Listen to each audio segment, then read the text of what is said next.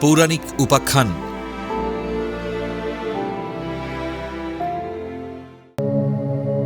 পরম ব্রহ্ম দেবতাদের দর্প কিভাবে চূর্ণ করেছিলেন। দৈত্য বা অসুরদের বিরুদ্ধে দেবাসুর সংগ্রাম বা মহিষাসুর বধের মতন যুদ্ধে জয়লাভ করার পর স্বর্গের দেবতারা অহংকারী হয়ে উঠেছিলেন। অসুরদের পরাজিত করে তারা মনে করেছিলেন যে এই জয়ের কৃতিত্ব সম্পূর্ণ তাদের নিজেদের, যার ফলে তাদের মধ্যে প্রবল অহংকার জন্মায়। অসুরদের বিরুদ্ধে যুদ্ধে অগ্নি, বায়ু এবং ইন্দ্র জয়লাভ করলেন। অহংকারে মত্ত হয়ে দেবতারা ভাবলেন এই বিজয়ের গৌরব তাদের প্রাপ্তি এবং এই জয় কেবল তাদের নিজেদেরই শক্তি ও বীরত্বের কারণে হয়েছে। দেবতাদের এই মিথ্যে অহংকার ভাঙার জন্য পরম ব্রহ্ম এক অদ্ভুত যক্ষ বা আলোকোজ্জ্বল সত্তার রূপ ধারণ করে তাদের সামনে আবির্ভূত হলেন। কেন উপনিষদ অনুসারে ব্রহ্ম দেবতাদের অহংকার দূর করতে একটি পরীক্ষা নিয়েছিলেন? এখানে ব্রহ্ম হলেন পরম সত্য বা পরম চেতনা। অগ্নির পরীক্ষা। দেবতারা চিনতে পারলেন না এই যক্ষটি কে। অগ্নিদেব প্রথমে যক্ষের পরিচয় জানতে গেলেন। যক্ষ তাকে জিজ্ঞেস করলেন, তুমি কে এবং তোমার শক্তি কি? অগ্নিদেব গর্ব করে বললেন, আমি অগ্নি। আমি চাইলে এই পৃথিবীতে যা কিছু আছে সব পুড়িয়ে ছাই করে দিতে পারি।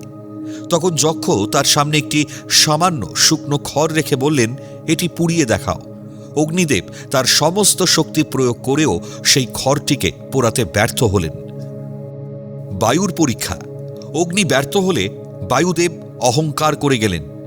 যক্ষ তাকে বললেন, এই খড়টি উড়িয়ে দেখাও। বায়ুদেব তার প্রবল শক্তি দিয়েও সেই খড়কে বিন্দুমাত্র নড়াতে পারলেন না। পবনদেবও ব্যর্থ হলেন। ইন্দ্রের পরীক্ষা।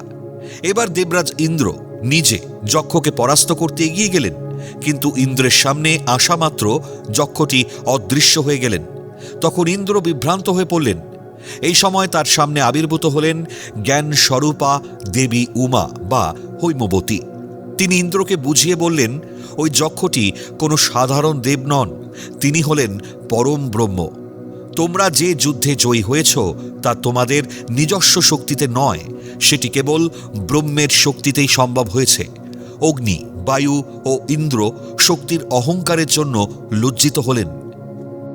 এই কাহিনীর মাধ্যমে কেন উপনিষদ বোঝাতে চেয়েছে যে মানুষ বা দেবতাদের নিজেদের কোনো স্বাধীন শক্তি নেই। আমাদের চোখ, কান, মন এবং প্রাণ শক্তি যেগুলি দিয়ে আমরা কাজ করি তা সবই ব্রহ্মারই প্রদত্ত। যখনই কেউ নিজের শক্তি বা অহংকারকে সত্য বলে মনে করে তখনই সে অজ্ঞতার অন্ধকারে হারিয়ে যায়। ব্রহ্মকে জানতে হলে অহংকার মুক্ত হতে হয়। তখন দেবতারা বুঝতে পারলেন যে তাদের নিজস্ব কোনো স্বাধীন শক্তি বা সামর্থ্য নেই, তারা পরম ব্রহ্মের দেওয়া শক্তিতেই বলীয়ান। ব্রহ্মার ইচ্ছার বিরুদ্ধে তারা একটি তৃণকেও নাড়াতে অক্ষম।